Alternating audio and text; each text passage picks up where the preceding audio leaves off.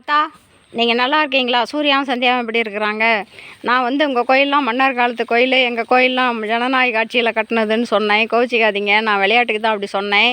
எங்கள் கோயில்கள் எல்லாமே சேலம் மாவட்டத்தில் இருக்கிற எல்லா கோயிலும் வேறு மாதிரி இருக்குது. ஆனால் உங்கள் கும்பகோணத்தில் இருக்கிற எல்லா கோயிலுமே வேறு மாதிரி இருக்குது. அங்கே இருக்கிற கல்லெல்லாம் சிவப்பாக வச்சுருக்குறீங்க. இங்கே இருக்கிற கல்லெல்லாம் கருங்கருங்கற்களாக தான் இருக்கும். எல்லா கோயில்லையுமே கருப்பு கலரில் தான் கல் இருக்கும் உங்கள் ஊரில்.